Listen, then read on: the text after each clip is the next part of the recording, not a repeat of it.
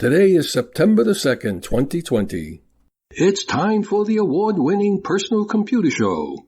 I'm Hank Key and my colleague is Joe King. Do you know who has your personal data? Do you know how Facebook, Google, Amazon, and other big tech companies are using your personal data? Our website is pcradioshow.org. We are heard each Wednesday at 6 p.m. Eastern Time on prn.fm, streaming on the Internet.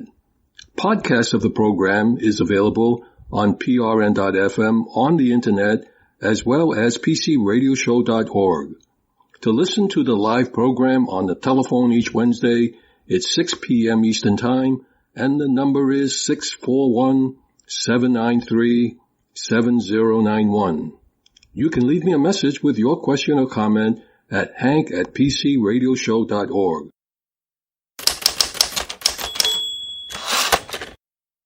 The Internet broke down again. Whether you're ready or not, and whether you want it or not, cloud computing is now part of the fabric of our everyday living. Widespread Internet outages knocked down Cloudflare, the PlayStation Network, Xbox Live, Amazon, Hulu, and a slew of other sites this Sunday morning. And it's apparently all because of a single Internet service provider, CenturyLink. Given that Cloudflare's online security services are designed to keep websites up and running when it went down, so did dozens of the popular sites and services that rely on it, including Discord, Feedly, and League of Legends. Cloudflare began seeing an increased level of HTTP5 class errors early Sunday morning, and it later tweeted that issues with a third-party transit provider were affecting all of Cloudflare's data centers that use that provider. CenturyLink confirmed on Twitter that its technicians were working to fix an IP outage, which was resolved shortly before noon. CenturyLink said that they also were able to confirm that all services impacted by the IP outages have been restored. CenturyLink said they understand how important these services are to their customers, and they sincerely apologize for the impact this outage caused. Down Detector showed reports of internet connectivity problems coming in from across the United States and Western Europe on Sunday morning. Cloudflare Chief Tech Officer said the extent of the problems required manual intervention in addition to its automated bug detection systems. It's not the first time most of the Internet's gone dark because of issues with CenturyLink services. A nationwide blackout in 2018 took down Verizon's mobile data, ATMs, and most worryingly, the 911 emergency line in several parts of the United States. When an emergency strikes, it's critical that Americans are able to use 911 to reach those who can help. The CenturyLink service outage is completely unacceptable, and the breadth and duration is particularly troubling. As annoying as this Sunday morning may have been, I suppose we can be thankful that the outage wasn't all that bad, at least. I think. But it'll happen again.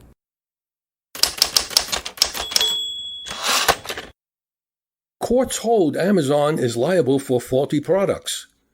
As reported in the Washington Post, courts hold Amazon liable for faulty products, and multiple court rulings have found that the e-commerce giant is responsible for defects in products sold by third-party merchants on its marketplace.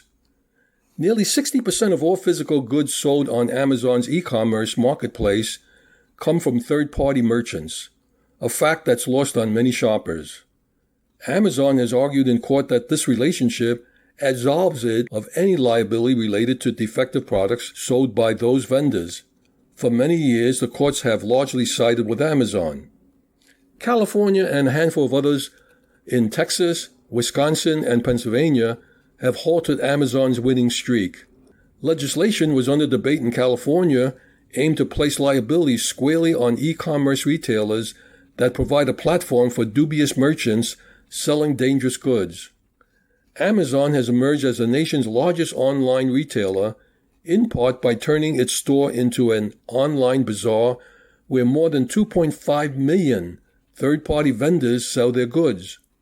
The company has prioritized that vast selection, allowing merchants to sell on the site with virtually no vetting at all. The company has said that among its screening processes, it uses machine learning technology to identify risky sellers as well as using investigators to review applications. The business of selling other merchants' goods is enormously lucrative for Amazon. In the last quarter, Amazon generated $18.2 billion with a B of revenue from seller services such as fees and commissions, a figure that jumped 52% from the same period a year ago. Listings of products federal agencies have deemed unsafe has led regulators and lawmakers to criticize the company for putting profits over safety. That's because even when a shopper buys an item from a third party on Amazon's platform, Amazon keeps roughly 15% cut of the sale. The challenge for Amazon is that it has allowed so many sellers into its marketplace. It also made it difficult to police for dangerous goods. Some Chinese manufacturers and sellers, which it aggressively recruited to create a catalog of products so extensive that no other retailer could match it, do not manufacture products to standards set by U.S. lawmakers and regulators. Amazon has also come under fire for counterfeited goods sold by third-party merchants. In July, Amazon notified third-party vendors that they will no longer be able to anonymously sell goods on its U.S. e-commerce site as of September 1st, a move that could also help curb sales of dangerous and counterfeit items that have plagued the site in recent years. Until recently, legal experts says courts often found Amazon's relationship with those sellers at enough of an arm's length that it was insulated from liability for defective goods. Product liability laws vary, of course, from state to state, but generally were written decades ago, before internet retail existed. Amazon racked up a string of legal victories, arguing that it merely was a conduit that connected sellers to shoppers, sheltered from claims that it was responsible to defective goods third-party merchants sold on its site. Many of its third-party sellers are effectively judgment-proof. When products from Chinese sellers hurt shoppers in the United States, the merchants often disappear, leaving consumers unable to hold them accountable. Recently, courts have started to apply the same rules to Amazon that exist for brick-and-mortar retailers, which can be held liable for products they sold. The 4th District Court of Appeal in California ruled that, like a physical retailer, Amazon is part of the distribution chain and could have exerted influence on product safety in a way few consumers could. And since the third-party seller, a Chinese company, couldn't be found by the litigants, Amazon was the only viable defendant. The 4th District Court issued the following ruling.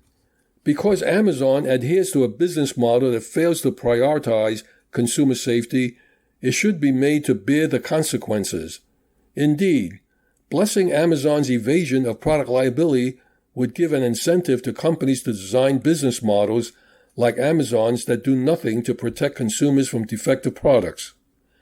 The ruling is not binding outside of California, though, but courts often consider decisions from other states as they make their own determinations. Amazon intends to appeal the decision. Amazon made the following statement. The court's decision was wrongly decided and is contrary to well-established law in California and around the country that service providers are not liable for third-party products they do not make or sell. A key to the ruling and other recent liability rulings against Amazon is that the company warehoused and shipped the defective products. Rulings have held that Amazon's possession of those products in its warehouses, as well as its shipping them in boxes covered in the company's logo, puts it squarely in the distribution chain. Taking possession of goods from third-party sellers have been the key to Amazon's success. Sending products to Amazon warehouses under a program called Fulfillment by Amazon makes those items eligible for speedy prime shipping, which can often be the difference in a third-party merchant making a sale. A Texas judge determined that placing a defective product into the stream of commerce was a factor rule in June that Amazon could be held liable for the sale of the item by a third party on its site. In denying Amazon's effort to have the case dismissed in June, a federal judge found that the company could have pulled a dangerous product. The decision wasn't a complete defeat for Amazon, though. The judge ruled that Amazon couldn't be held liable for failing to warn shoppers that the product was dangerous. That's because the product description was provided by the seller, not Amazon, giving it immunity under Section 230 of the Communications Decency Act. That rule, which some lawmakers want to change, also generally insulates social media companies such as Facebook, Google, and Twitter from liability for harmful content posted on their sites. The plaintiff didn't have an understanding that third-party sellers operate on Amazon, and plaintiff said he assumed that the product was vetted because he didn't think Amazon would put its name behind a product that was dangerous. Today, I don't buy any electronic products shipped directly to me from China. I've had my fill with counterfeit batteries. What makes this a major news item most interesting is Amazon and the Washington Post, which reported on it, are owned by Jeff Bezos. The reporter was very objective in his reporting. I hope he still has his job.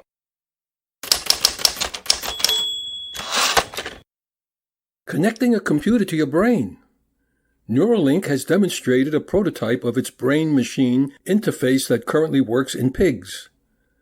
Last Friday, Elon Musk revealed more details about his mysterious neuroscience company, Neuralink, and its plans to connect computers to human brains. While the development of this futuristic-sounding tech is still in the early stages, the presentation was expected to demonstrate the second version of a small robotic device that inserts tiny electrode threads throughout the skull and into the brain. Musk said ahead of the event that he would show neutrons firing in real time. He did just that. At that event, Musk showed off several pigs that had prototypes of the Neuralinks implanted in their head and machinery that was tracking the pig's brain's activity in real time. The billionaire also announced that the Food and Drug Administration had awarded the company a breakthrough device authorization, which can help expedite research on a medical device. This Musk-backed endeavor is incredibly ambitious, but Neuralink builds on years of research into brain-machine interfaces. A brain-machine interface is technology that allows for a device, like a computer, to interact and communicate with the brain. Neuralink in particular aims to build an incredible powerful brain-machine interface, a device with the power to handle lots of data that can be inserted in a relatively simple surgery. Its short-term goal is to build a device that can help people with specific health conditions. Musk has already said that the project allowed a monkey to control a computer device with its mind, and as reported in the New York Times in 2019, Neuralink had demonstrated a system with 1,500 electrodes connected to a lab rat. Since then, Musk had hinted at the company's progress, though those involved had generally been close-lipped about the status of the research. Musk opened last Friday's event by emphasizing the wide variety of spinal and neurological conditions, including seizures, paralysis, brain damage, and depression, the Neuralink technology could help treat. These can be solved with an implantable Neuralink, said Musk. The neurons are like wiring, and you kind of need an electronic thing to solve an electronic problem. But it's worth highlighting that Musk wants Neuralink to do far more than treat specific health conditions. He sees the technology as an opportunity to build a widely available brain-computer interface for consumers, which he thinks could help humans keep pace with increasingly powerful artificial intelligence. So while modest, Neuralink's research already foreshadows how this technology could one day change life as we know it. At the same time, it's a reminder that the potential eventual merging of humans with computers is destined to introduce a wide range of ethical and social questions that we should probably start thinking about now. Founded in 2016, Neuralink is a neuroscience technology company focused on building systems with super-thin threads that carry electrodes. When implanted into a brain, these threads would form a high-capacity channel for a computer to communicate with the brain. A system supposed to be much more powerful than the existing brain-machine interfaces being researched. One major barrier to inserting these incredibly tiny wires, which are thinner than a strand of human hair, is actually getting them past the skull and into the brain. That's why Neuralink is also developing an incredibly small robot that connects the electrode to humans through surgery that's about as intensive as a laser eye procedure. On Friday, Musk outlined how the company hopes to do the procedure without general anesthesia in a single-day hospital stay. That's the goal, at least, and it would represent a huge leap forward from previous brain-machine interfaces, which have required more invasive surgeries. Essentially, a brain-machine interface can use electricity the brain already uses to function along with a series of electrodes to connect the brain with a machine. Neuralink cites previous examples in which humans have used electrodes to control cursors and robotic limbs with their minds as the basis for the system. But what's novel about Neuralink's plan is making the process of connecting a device with the brain minimal, while also massively increasing the number of electrodes engaged. The company wants to make brain-machine interfaces not only easier to install, but also more powerful. Musk further explained that in the past year, Neuralink simplified its plans for a wearable device that connects to the threads implanted in the user's brain. While the first generation of this device would have been installed behind a person's ear, the newest version is a small coin-sized device that would sit under the top of their skull. Their research is still in the early stages, and as it advances, would likely require focusing on how the technology can help people with specific severe health conditions first. I just hope we don't end up building Frankenstein.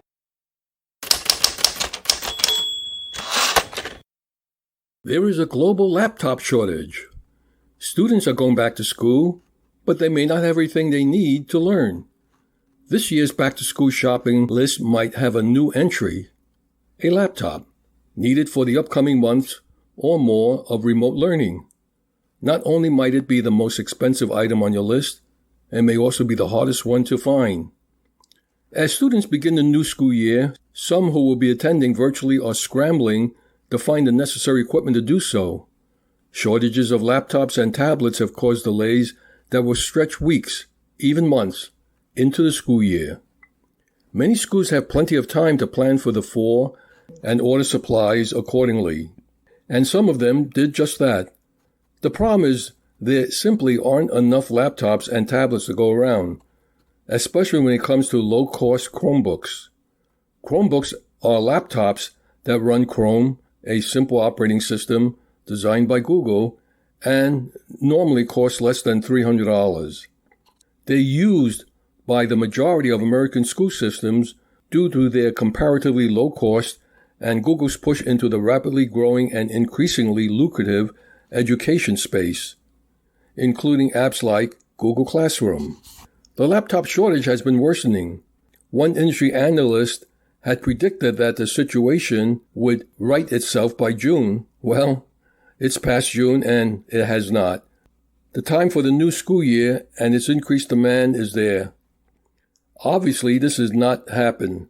One reason, according to the AP, is the administration sanctions issued in July on Chinese companies that are believed to use forced labor.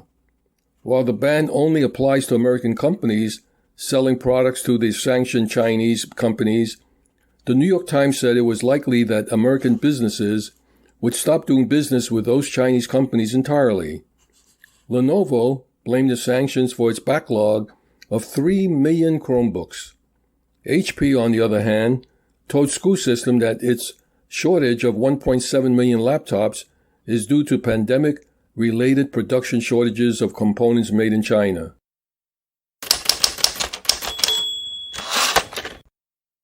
New Apple support scam is now on the rise. Lately, I've been getting phone calls from Apple support every day, offering me tech support because they have discovered a data breach requiring immediate attention. No matter what I tell them, I don't have an Apple product or take my name off your list, do not call. They come back every day. Hackers are at it again, and this scam is sophisticated. And the goal is to steal your sensitive information and take control of your iCloud information. This is how it works. Hackers been spoofing Apple's support number. That's right, they're using Apple's support number and, well, supposedly Apple's support number, and calling to offer technical support. The scammer will claim that there's a data breach requiring immediate attention. Your Apple iCloud account had been compromised, hacked, or has been showing suspicious activity. To fix the problem requires granting the scammer access to your device, handing over your Apple login credentials, passwords, credit card information, and other sensitive data, giving the scammer everything they need to eventually take over your iCloud account. Sometimes the scammer takes the form of an automated message sent directly to your phone announcing suspicious activity has been found on your iCloud account.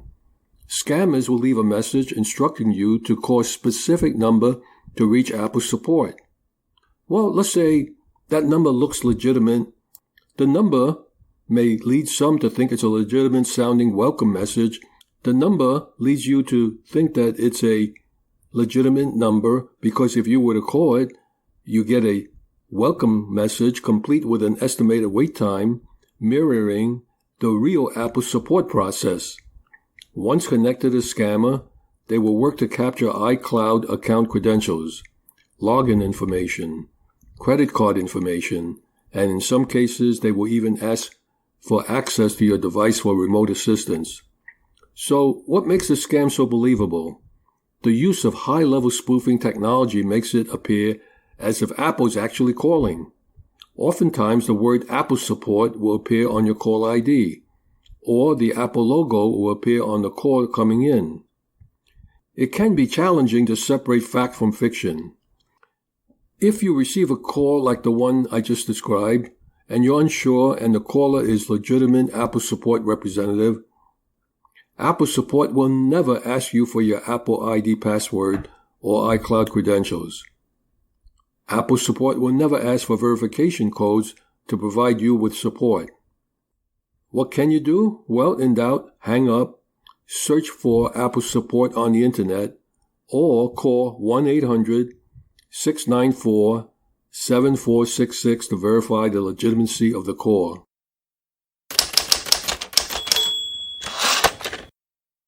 Presenting Benjamin Rockwell with his IT Pro series, Tech and Other Issues Upon Return to Office.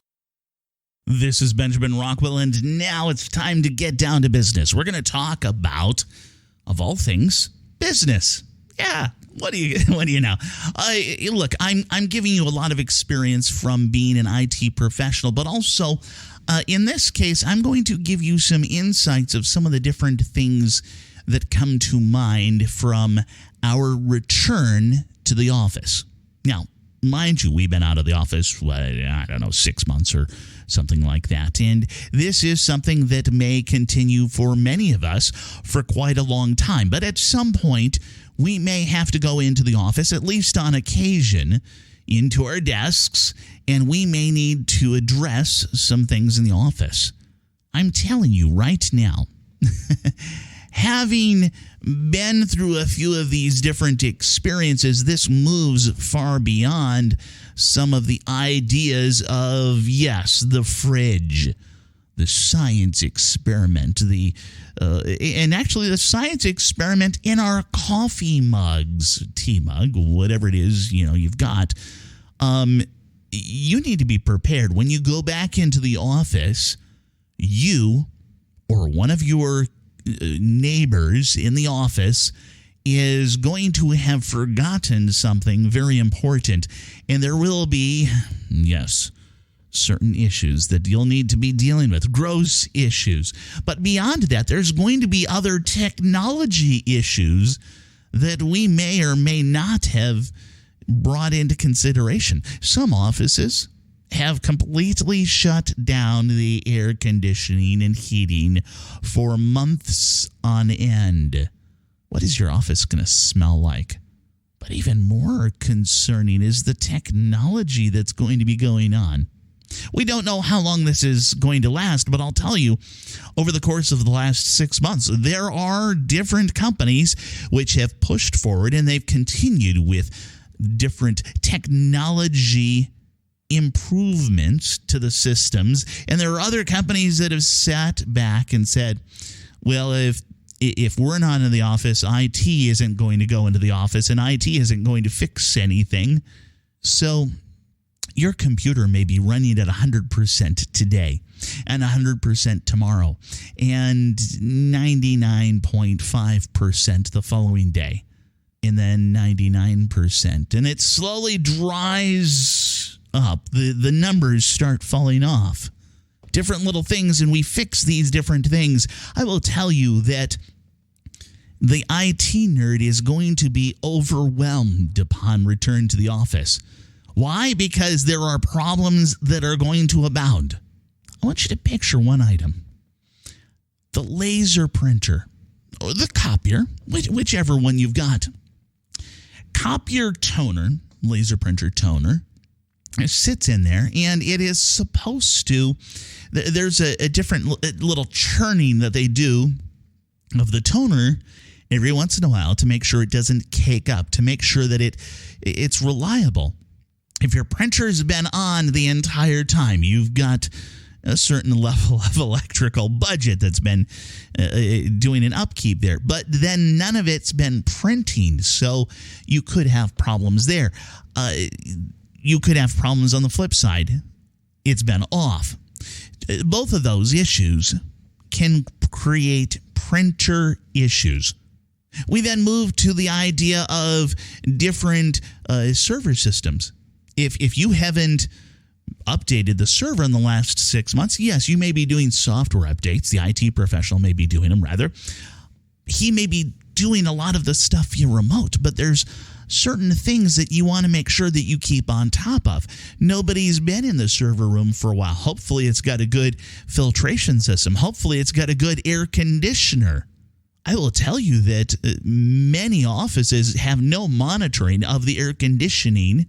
And if a server has been running in that server room for the last 6 months and somebody did something crazy like turn off the air conditioner or the air conditioner failed, that server, while it may be within certain operating parameters, you have a success rate. If it's under 100, it should be fairly well operational. But we want it to run somewhere around 70 degrees. A normal, comfortable temperature for you and I. Can you imagine? It's kind of like driving your car all the time at 120 miles an hour. You're going to wear it out faster. You're going to just be a lot harder on it. It's going to die faster than it will if you just keep running it at 60 miles an hour. It's a very similar comparison here. Unfortunately, we may not have any clue on that. Your technician gets to the office, it's 105 in the server room. He has no idea how long it's been. So we have these ripples that are going to occur throughout IT, throughout the office in general. Dust. Nobody's in the office. One of the big, huge contributors of dust is the human body, but also there's other bits and pieces of dust that have been floating around in that office area because, well, we still have air. We still have, in some areas, smog, and that still settles down in the office. Look, these are all problems we're going to have to deal with. Returning to the office, I want you to stretch your mind. I've only thrown a few of these at you. I've had a couple of different discussions with people just in the last month or so where they start talking about these things and what we have to look forward to or really prepare for when we return to the office. Are you prepared? Are you, your company, are you going to be successful when all of this is all over? This is Benjamin Rockwell. Back to you, Hank. Thank you, Benjamin.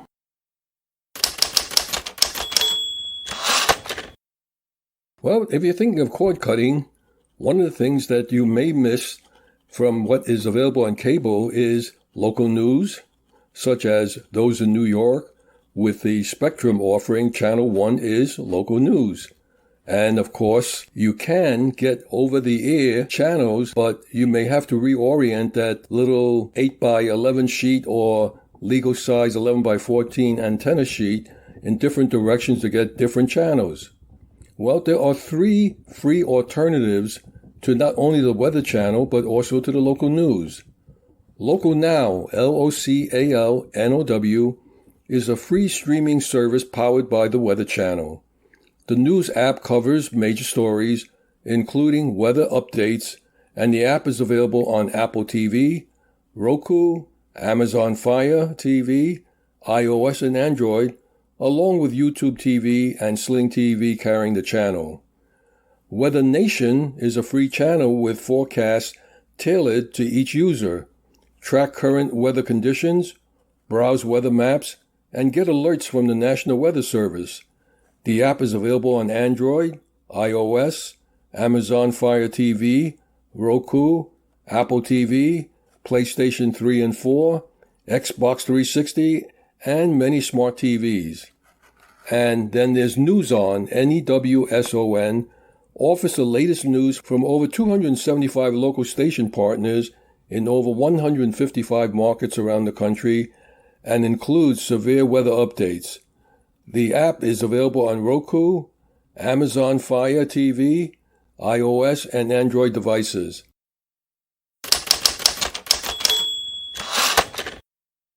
Troubleshooting test equipment. Over the years, I have accumulated different test instruments for PC troubleshooting.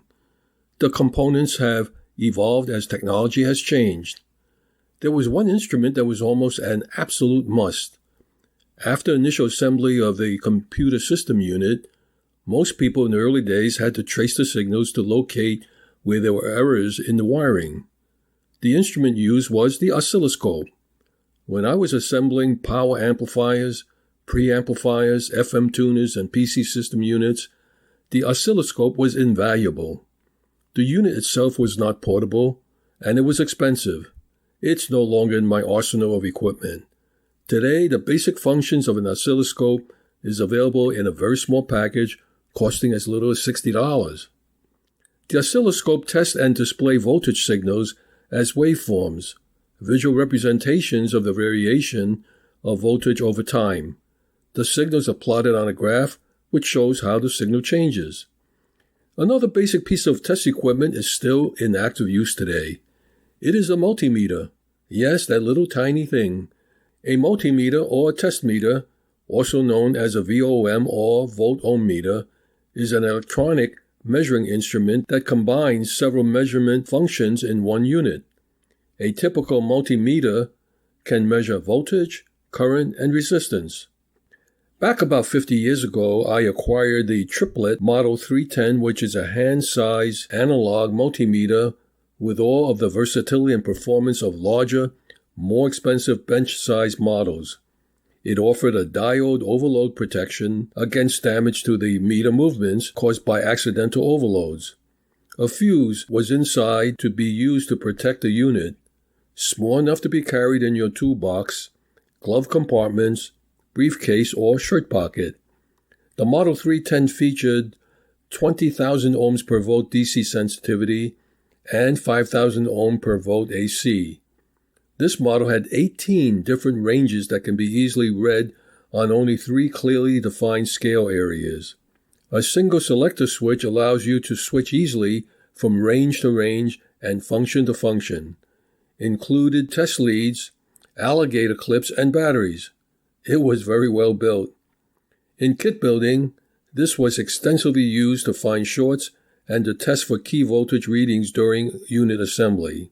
One day I made the mistake of setting it incorrectly, and the unit literally blew up.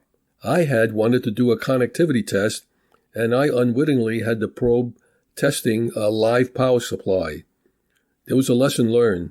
It was do not do any hardware debugging after midnight. This meter was introduced back in 1955. I assumed it was no longer in production and decided to move on, and I got myself a Fluke 8021B multimeter, a much larger size unit. This unit was purchased about 39 years ago, and it weighed 13 ounces. It measured over 7 inches by 3.4 inches by 1.8 inches. Compared to the Triplet 310, it is heavier and larger, but it gave me digital readouts, even though it was like a little tiny brick that I had to carry around. After all these years, I decided that it was time to replace the small brick Fluke 8021B because with all the things I was carrying around, I wanted a unit that was portable and lightweight. I decided to find, if it was possible, a budget multi-tester, perhaps costing no more than $25, so if I lose it or it gets knocked around, not a big deal at all. So I've been looking in that range, and with many of the no-name units that I looked at that price point, these units just didn't have the look and feel of a quality product. I wanted a simple meter to do AC/DC readings without flipping through range of values to use the meter, and similarly, I want to have a meter for resistance testing without flipping through the range of values. I wanted a pocket portable unit weighing less than half a pound, or that's 8 ounces, and something that is simple to use so that when it's borrowed by family members, I don't have to explain to them how to use the meter. Well, I did some searching, and to my surprise, there is such a unit. It's the Triplite Model 200. The Triplet MM200 compact multimeter measures AC/DC voltages, resistance, temperature, and continuity. I've been using it to diagnose common wiring problems, test batteries and power outlets, check polarity in wiring installations, and use to measure circuit input-output resistance. The unit features data hold, which was really a very pleasant surprise to have, because all you have to do is just hit the button and the reading is held until you click it off. Auto power off with disable, and battery strength indication on power up. There is built-in non-contact voltage detector, 3-color light indication, and an audible beeper. The package itself included test leads, temperature probe, and they threw in a couple AAA batteries so it could be used immediately. The dimensions are 5.1 inches by 2.6 inches by 1.1 inch, and it tipped the scale at 4.6 ounces. That was a pleasant surprise. For me, compared to what I was using, this is what I was looking for. It's compact, portable, and the rubberized edges gives the impression it could take a fall from a moderate height without getting destroyed. The main function dial turns easily even with one hand. The hold backlight and relative buttons, they feel solid. I was surprised the street price was under $20. This unit is a keeper. By the way, in researching for a budget multimeter, I discovered that the Triplite Model 310, as I indicated, that was introduced in 1955, is still in production. What a workhorse that is. So while the Triplite Model 200 will meet most of my needs, I think I'm going to go get a Triplite Model 310 just to fill the void of having an old friend with me, because that meter and I shared a lot of history.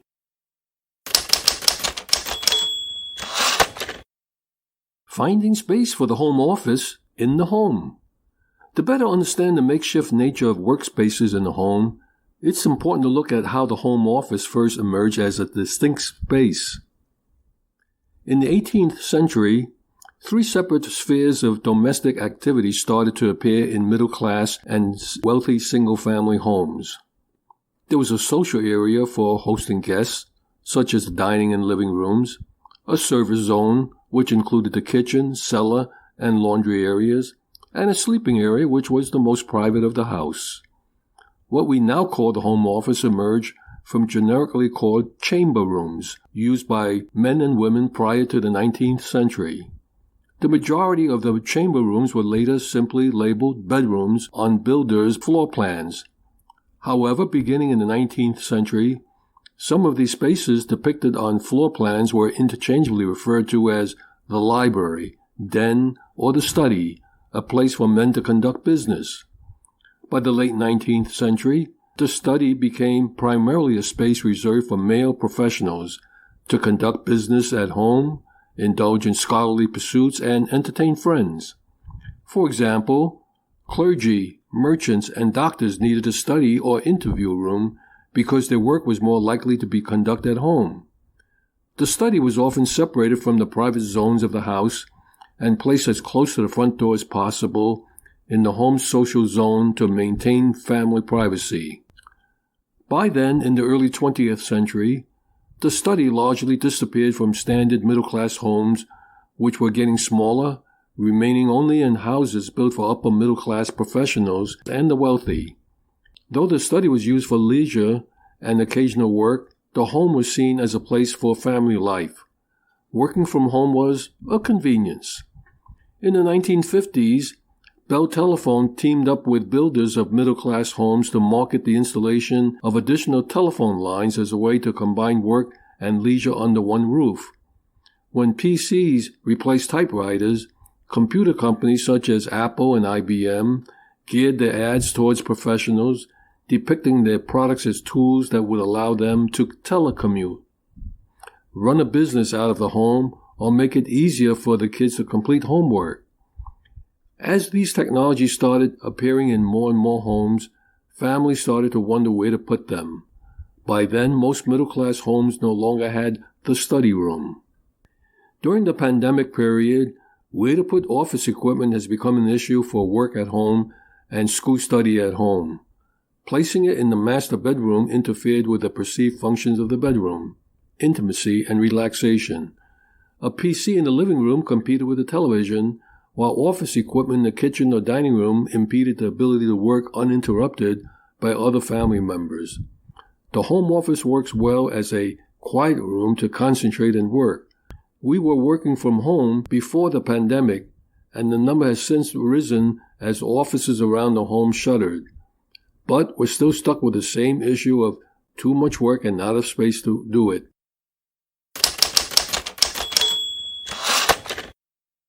Presenting Marty Winston with Home Automation. How not to be afraid of test gear.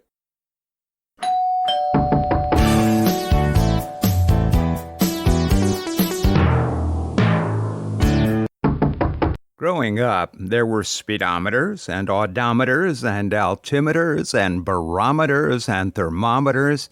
So the first time I read about a very basic test instrument, I thought its name was Multimeter. No, should have known.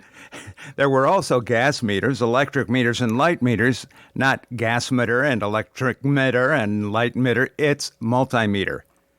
Electronics was a major hobby for a lot of the neighborhood folks back then. The multimeter was the first piece of test gear for most of us, and the only one for a lot of us. It could measure voltage, so we could check up on batteries. It could measure resistance, so we could disconnect a cable to tell whether a wiring connection was having problems. And those simple things were most of how most of us used multimeters most of the time. Recently, a quick poll of Facebook friends, which may be an unfair sampling since most of them are either in radio and TV or are tech journalists, but they shared how recently they had used their multimeters and for what. Their answers ran from 1 hour to several years. And for what? Here's a smattering of answers. Running down details about troublesome cables. Testing batteries. Checking the power line for brownouts. Troubleshooting power tools. Checking the 12-volt wiring on a boat. Tracking down an electrical problem on a car. Confirming which connection was which on an audio hum eliminator's power supply. Troubleshooting a battery backup sump pump. Testing AC adapters. Checking polarity and continuity on a power supply cable. Amplifier repairs. And making sure there was enough power at the outlet to support an air conditioner. Yes, that's an unbalanced sampling because these people are obviously as comfortable reaching for and using a multimeter as most folks are reaching for and using, a hammer or a screwdriver. Some people may be wary of working with multimeters or other things that can touch wires or electricity. It's likely that even more people are simply unfamiliar with them. So what you're about to hear isn't about little nuanced tricks and isn't about the history or underlying theory of these things. It's about the practical side of things. It's about if you have a multimeter or decide to get one or somebody gives you one, what might you do with it? Well, what might you do with it that's safe? Beyond that, or other things you might be tempted to do, you'll hear about how to do those safely and what to avoid doing that might be unsafe. But why would you want to do anything with a multimeter in the first place? One reason is so that you don't ruin everything else in your kitchen junk drawer when the batteries that you keep there start leaking. One of the most common ways to use a multimeter is as a battery checker. Most of the batteries you use are 1.5-volt batteries. They may be different sizes, AA or AAA or C or D, but most say something like 1.5V right on the side. If you touch a multimeter's black probe to the flatter end of the battery and the red probe to its little button at the other end, a multimeter will tell you what voltage it really sees. If it's digital, you'll see numbers light up. If it's an analog meter with a swinging needle, look at the numbers behind the needle. What's the number? If it's between, say 1.4 and 1.9, hey, you're good. If there's a minus sign in front, you're still good. You just got the probes on the wrong ends. If it's less than 1.4, throw that battery out. You know what? It might be a NiCad. Throw it out. If it's zero, if that voltage is zero, the problem might be the battery or might be something else, like the multimeter or the probes or what you're touching on the battery. Barely adequate but workable multimeters often show up in low-price places for less than $10. They might not be worth the savings because impressive digital multimeters with extra functions and a lot of the customary things handled automatically start at less than $25. We won't get into a lot of how-to here. The internet has plenty of instructional content. And even places like iFixit.com and WikiHow can be a little too geeky for some people. So if what you find is too intense, don't blame the multimeter, just find another resource. A multimeter, hey, it starts with multi, right? Is good for more than just checking on batteries. It's also pretty good at checking on wires and connectors. And that's safe to do if they're not connected or plugged in. Is the wire still okay, or is it broken? That's called a continuity test.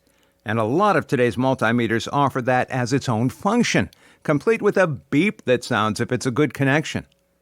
Do you have a wired headphone that sounds noisy, when you wiggle either end of its wire? That might show up as a crackling sound in a continuity test, or you can be more refined and read the resistance of the wire. When you wiggle the cord, does the resistance change? Know what? You just learned how to troubleshoot. If you're not practiced at working around exposed AC power, don't start just because a multimeter can tell you the actual voltage on the line.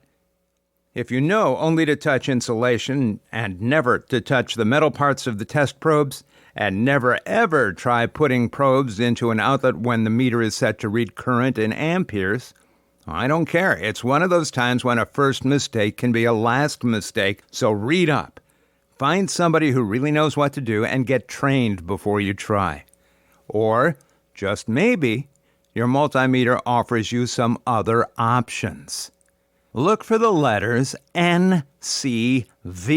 NCV. That stands for non-contact voltage, meaning that if you bring a designated part of the multimeter, usually its tip or its nose, the faraway end for you, when you bring that designated part of the multimeter near where electrical power may be, it can light up and chirp to tell you, yeah, there's live power here, without ever actually exposing or touching a power connection. Dead outlet, you'll know it in seconds.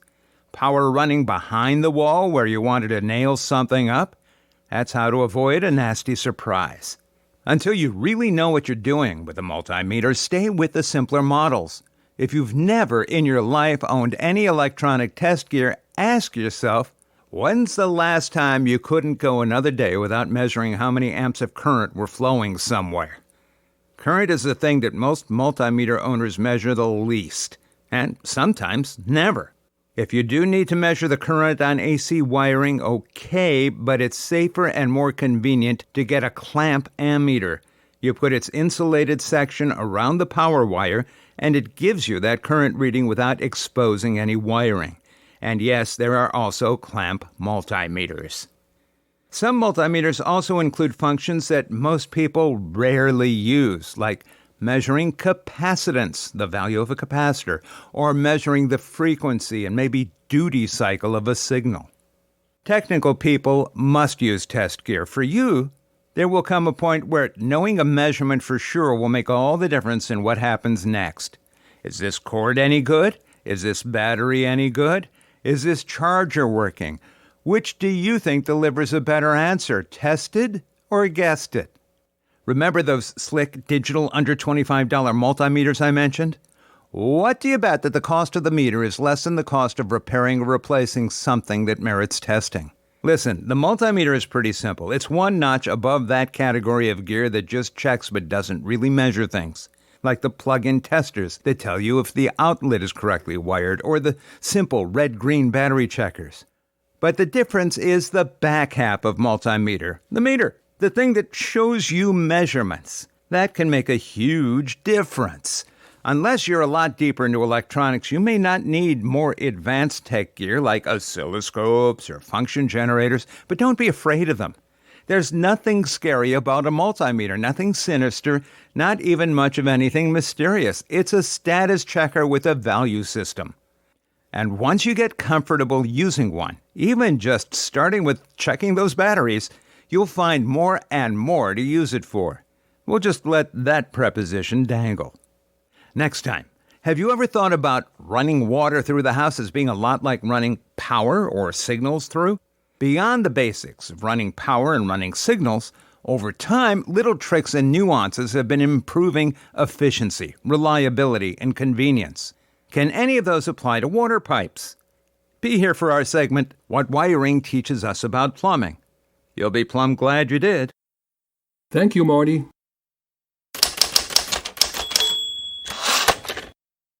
Public service announcements. Computer Club meetings in the New York, New Jersey, and Connecticut tri-state region. Most of the computer clubs have begun to schedule their general monthly meetings through teleconferencing. For updated information, visit the website of the Computer Club for information how to join the meeting. Westchester PC User Group will have a meeting September the 3rd. Topic of presentation is audiobooks. Meeting time starts at 7 p.m. via Zoom virtual meeting. Website is wpcug.org. The New York Amateur Computer Club will have a presentation on Network 101, installing the Internet of Things into your home or small business network. Thursday, September the 10th. Meeting time at 7 p.m. via Zoom virtual meeting. Website is nyacc.org. The Amateur Computer Group of New Jersey has their meeting on Friday, September the 11th. Meeting time starts at 8 p.m.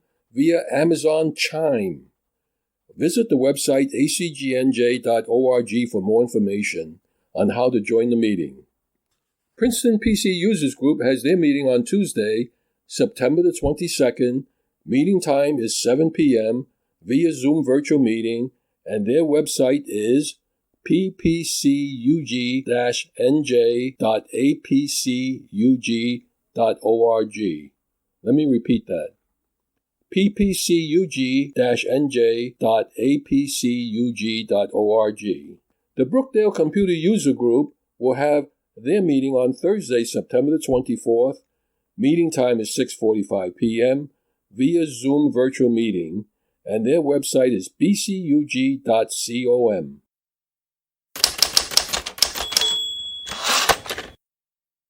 Our website is pcradioshow.org.